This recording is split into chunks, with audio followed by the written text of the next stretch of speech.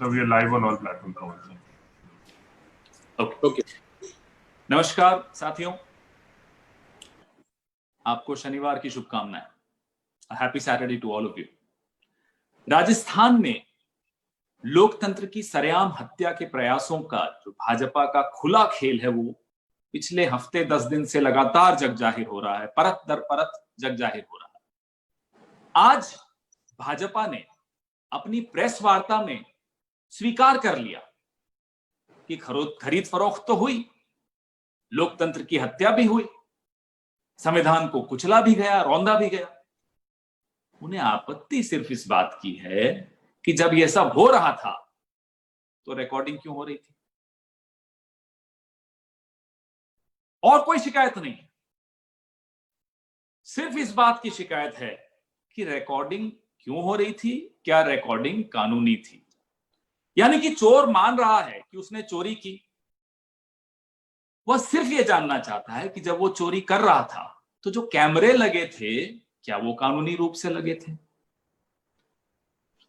यह तो अजीब सी बात हुई कि हत्या का आरोपी यह कहे कि जब वो हत्या कर रहा था, जिस गवाह ने उसे हत्या करते हुए देखा और पुलिस को सूचित किया, क्या वो गवाह हत्यारे की निजता को भंग तो नहीं कर रहा था। ये बात सुनने में बड़ी रोचक भी लगी। आज जब सुबह हमने सुना अपनी प्रेस वार्ता में भारतीय जनता पार्टी ने राष्ट्र के सामने आकर मान लिया कि हां चोरी हुई, लेकिन रिकॉर्डिंग क्यों हुई। यह भी स्पष्ट हो गया है साथियों कि चोर डरा भी हुआ है, और उसके डर के कारण बड़े जायज हैं। चोर को यह पता है कि इस प्रकरण में न केवल एक केंद्रीय मंत्री, बल्कि उस मंत्री के ऊपर के कई कई बड़े नेता फंसने वाले हैं, और ये डर चोर से इस तरह की गलतियां करवा देता है जो आज आपके सामने भारतीय जनता पार्टी ने की। शुक्रवार रात और शनिवार सुबह भाजपा को बेनकाब करते हुए कुछ तथाकथित ऑडियो टेप हम सबके सामने आए, आप सबके सामने आए। तत्पश्चात कुछ लोगों के विरुद्ध मुकदमा भी दर्ज हुआ। एसओजी की टीम जो मानेसर में के उस होटल में पहुंची जहां मनोहर लाल खट्टर जी की पुलिस के कब्जे में कांग्रेस के कुछ विधायक बंद हैं पिछले कई दिनों से, इतिहास में यह पहली बार हुआ है कि जांच रोकने के लिए, एक सरकारी प्रक्रिया को रोकने के लिए भारतीय जनता पार्टी खुलकर अपने सरकारी अमले का दुरुपयोग करते हुए सामने आई, मैदान में आई, और कांग्रेस के उन विधायकों का जिनके विरुद्ध एफआईआर दर्ज हुई है का वॉइस सैंपल नहीं लेने दिया गया। उनके साथ साथ बाकी विधायक जिन पर कोई एफआईआर दर्ज नहीं, उनको भी होटल के चोर दरवाजे से, पिछले दरवाजे से तड़ीपार कर दिया गया। ये शब्द मैं कुछ सोच समझ कर ही बोल रहा हूं।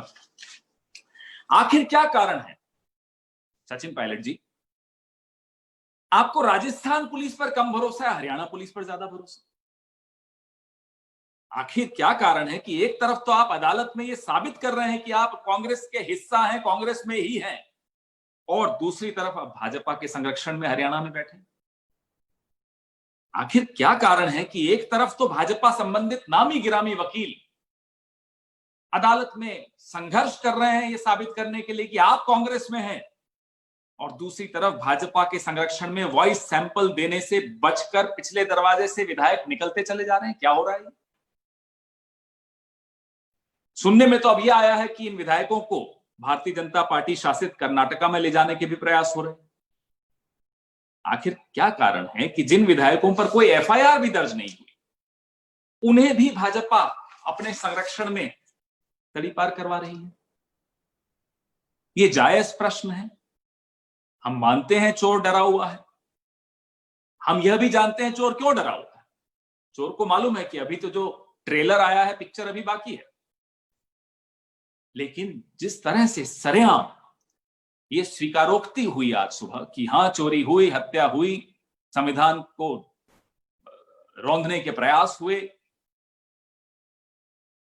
बड़ी बेशर्मी से आकर कहते हैं कि भाई कैमरा क्यों लगा था। आपके प्रश्न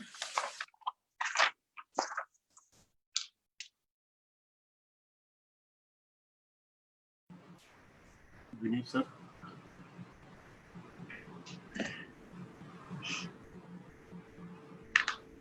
Pawanji, if you could also formulate a little bit in English. Sure. I should have. I'm sorry, I forgot.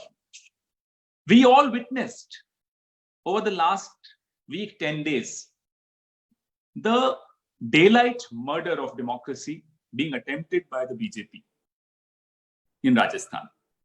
We've all seen every day a new layer comes out exposing the links of, not just the links, the direct links of the BJP in creating some kind of a crisis, trying to commit it.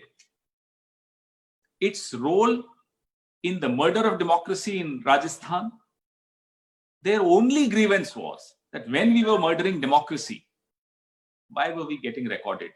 And if we were getting recorded, was it legal? It's like a murderer saying that the witness who saw me committing the murder and who went and informed the police, didn't he violate my privacy when he peeped into my room when I was committing the crime? The shamelessness of this admission is also very shocking. They're not worried about the fact that they got caught red-handed. They are worried about the fact that why did they get caught? Was it legal?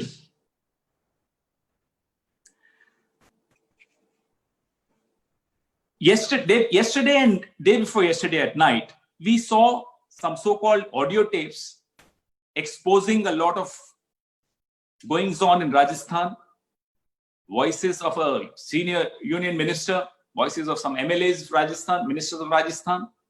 Everything is out there. Based on those recordings, a case was filed and the SOG proceeded to Manesar last night to collect the voice samples of the ministers, the MLAs who were involved in these so-called audio tapes. For the first time in history, a police of another state actively blocked the Rajasthan team, SOG team, from collecting the voice samples and quietly, surreptitiously ensured that all the MLAs escaped from the back door of the hotel. The BJP openly misused its official machinery in Manohar Lal Khattar's Haryana to thwart an investigation, an ongoing investigation. Never before in history will you see this. And I hope we never see it again. What is the reason that Mr. Sachin Pilot trusts the Haryana police more than the Rajasthan police? We want to know. On the one hand, celebrated lawyers close to the BJP are trying to prove in the court of law in Rajasthan that Mr. Sachin Pilot and all the MLAs are part of the Congress party. On the other hand, these MLAs take protection from Haryana police.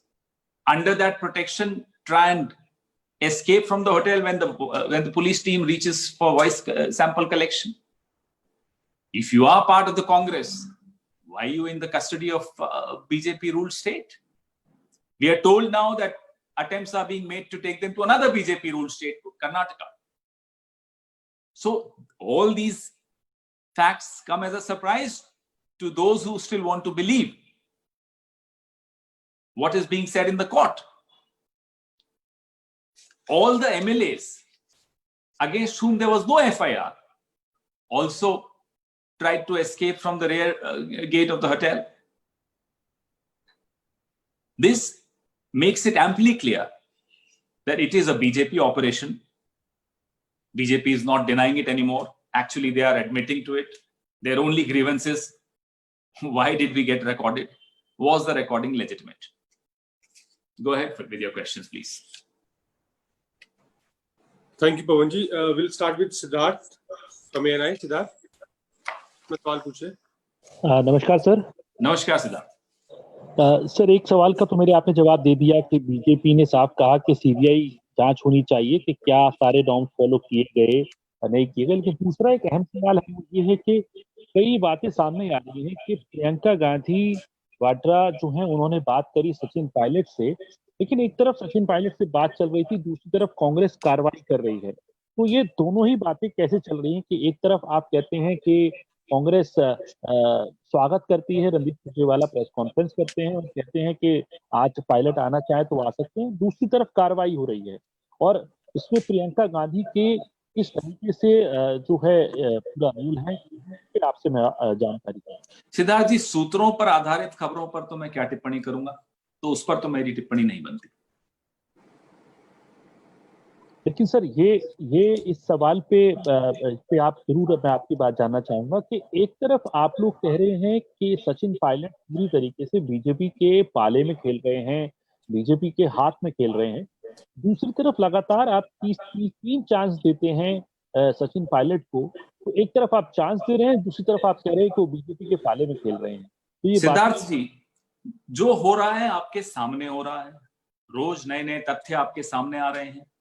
आपने recording सुनी, media के ही साथियों से ये recordings कई जगह और भी राजस्थान में और कई रिकॉर्डिंग्स दिखी, सुनाई दी, सबने सुनी। तो परत दर परत जब तथ्य सामने आ रहे हैं वो भी आपके सामने रखे जा रहे हैं और कांग्रेस पार्टी ने खुले मन से एक बार नहीं, दो बार नहीं, कई बार दरवाजे अपने खुले रखे हैं सचिन पायलट जी के लिए भी और उन तमाम विधायकों के लिए जो बीजेपी के बिछाए जाल में फंसे हुए नजर आ रहे हैं। अभी भी खुले हुए हैं दरवाजे सचिन पायलट से, अभी भी आप बात करने की कांग्रेस पार्टी तैयार है? आपने कल भी रणदीप सिंह सुरजेवाला जी की बात सुनी। शुक्रिया सर। Thank you Siddharth. हम अगला सवाल लेते हैं आनंद पटेल जी, इंडिया टुडे से। Anand. Sir, my question is about the allegiance which the MLAs owe to the Congress party who are there in Fairmont Hotel.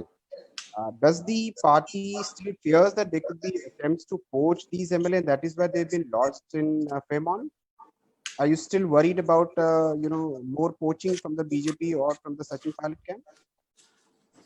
The track record of BJP, Anand, in Madhya Pradesh, in Karnataka, in other states, convinces us that we cannot allow the BJP to kidnap our MLAs and to try and create some kind of a crisis in the state, because the BJP was decisively defeated in Rajasthan in 2018. And a party whose sole objective is to win elections and not to govern the country can go to any extent. Actually, the sole objective is to stay in power, whether they win elections or lose elections. Power is the only objective of the BJP under Mr. Narendra Modi and Mr. Amit Shah. Therefore, even if they lose an election, they try and subvert democratic processes. They try and subvert the Constitution of India. They first toss the rule book in the air, try and kidnap people, try and do all kinds of things that should not be done in a healthy democracy. Therefore, it's only proper for us to protect our turf from such evil designs. Thank you.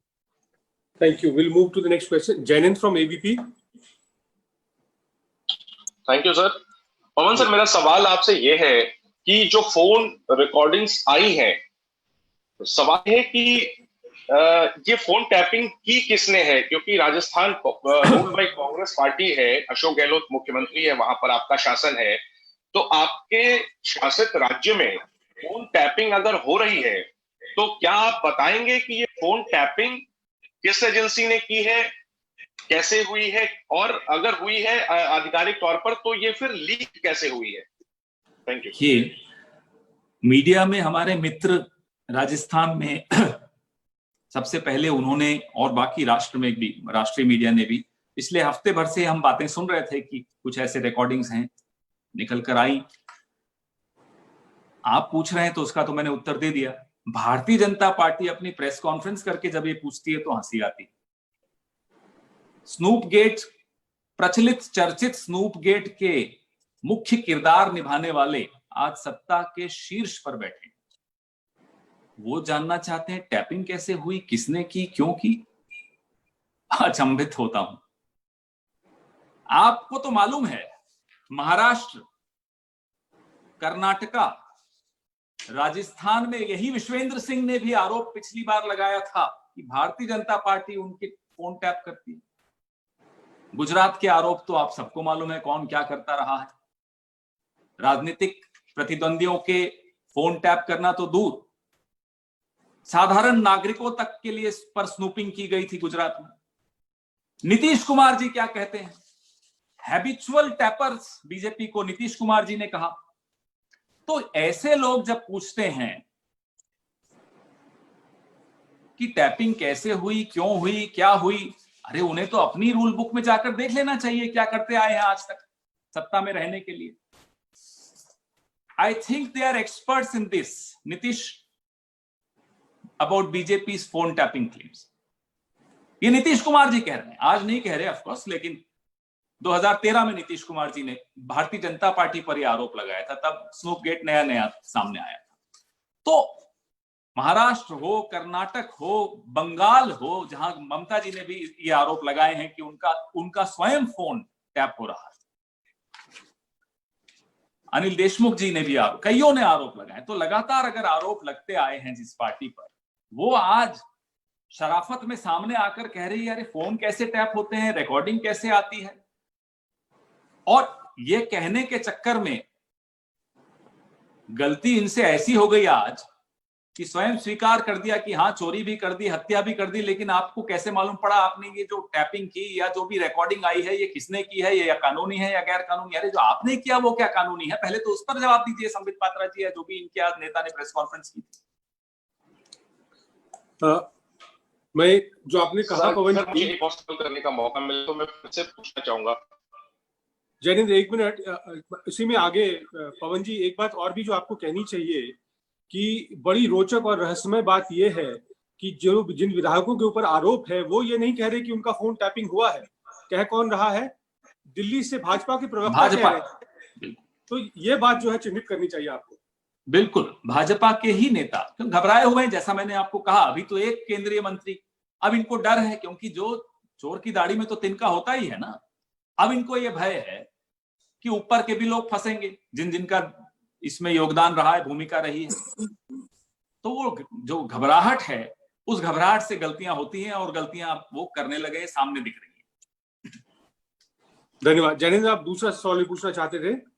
नहीं sir, मेरा इसी पर सवाल है कि sir मैं BJP का सवाल आपसे नहीं पूछ रहा हूं, मैं एज अ जर्नलिस्ट आपसे पूछ रहा हूं कि आपके रूल स्टेट में अगर फोन टैप हुए हैं तो क्या आप इस पर प्रकाश डालेंगे कि ये फोन टैप हुए हैं, जो ये फोन रिकॉर्डिंग्स लीक हुई हैं जो चल रही हैं मार्केट में, क्या सरकारी एजेंसी इसमें इन्वॉल्व थी? ये सवाल मैं बीजेपी के बिहाफ पे नहीं, मैं एक जर्नलिस्ट, मैं समझ रहा हूं आप पर ये आरोप है भी नहीं, शासन है, आप पर यह आरोप नहीं लग सकता कि आप किसी के बिहाफ पे कोई प्रश्न पूछते हैं। जैनेंद्र जी, आपके प्रश्न का उत्तर तो मैंने स्पष्ट दे ही दिया कि आप ही के मित्र, आप ही की फ्रेटर्निटी के लोग, राजस्थान का मीडिया जगत, देश के और हिस्सों का मीडिया जगत, पिछले हफ्ते भर से ये चर्चा सोशल मीडिया पर भी चल रही थी और उसके बाद ये रिकॉर्डिंग सबके सामने आई, हमारे भी सामने आई, आपके भी सामने आई, तो ये सबके सामने आई है, ये स्पष्ट है। धन्यवाद। अगला सवाल बिलाल जी पूछना चाहते हैं। सर मेरा सवाल है, पवन जी, मैं बिलाल सब्जवारी अर्ज कर रहा हूँ स्वराज एक्सप्रेस से। सर मेरा सवाल है कि क्या आपने अभी बताया कि इन विधायकों को कर्नाटक भी ले जाने की कोशिश की जा रही है, तो आपको लगता है कि क्या राजस्थान में भी ऑपरेशन लोटस एक्टिव है? दूसरा सवाल, साथ ही साथ, क्या आपको लगता है कि जो हालात कांग्रेस पार्टी में मौजूदा काफी समय से घट रहे हैं, इन हालात और इन परिस्थितियों के बीच एक सख्त मैसेज देने की जरूरत है in form of a political call? Bilal ji, आज से कुछ लगभग 1 साल पहले राम माधव जी ने एक चैनल को इंटरव्यू के वक्त कहा था कि भले ही हम इलेक्शन हार जाएं, हमारे पास अमित शाह है। बड़े गर्व से कहते हैं, ऑपरेशन लोटस का नाम भी इन्हीं ने दिया है। तो जो व्यक्ति या जो पार्टी या जो समूह, मैं ये शब्द इस्तेमाल करना चाहूंगा, बेशर्मी से ये कहता है कि हाँ मैं लोकतंत्र का हत्यारा हूं, हाँ हमारे पास अमित शाह है जो लोकतंत्र की हत्या करते हैं, ऑपरेशन लोटस, नए नए नाम देते हैं। और हैरानी की बात है कि हमारे कुछ पन्ना प्रमुख जो मीडिया में बैठे हैं वो भी ऐसे व्यक्ति को चाणक्य का दर्जा दे देते हैं।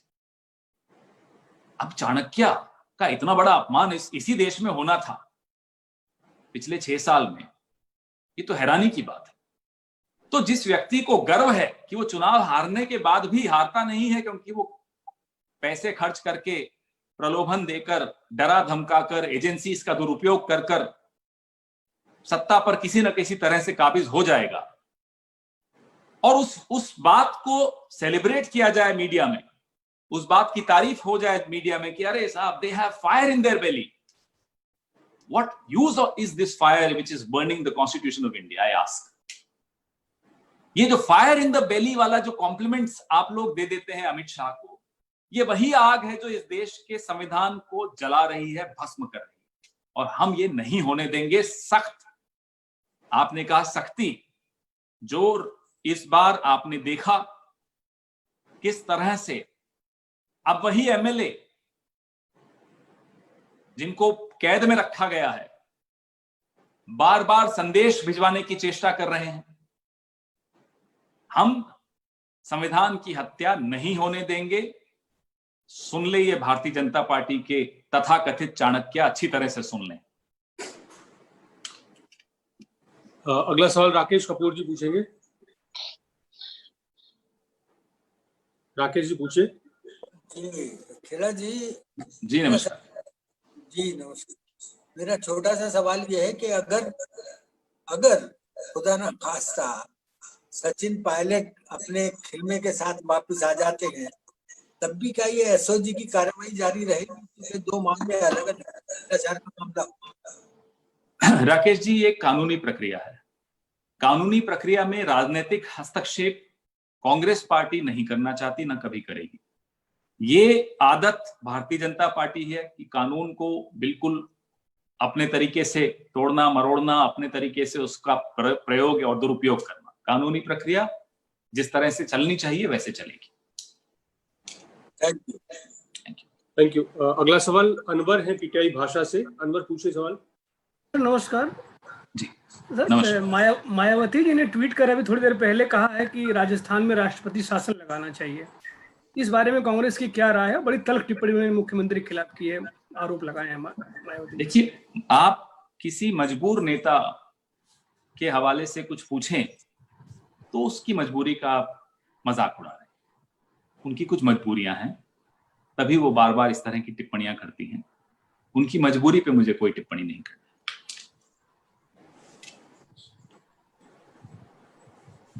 मेरे ख्याल से सवाल सारे खत्म हो गए, और किसी को भी पूछना है? संदीप स्वर्णकार जी हैं।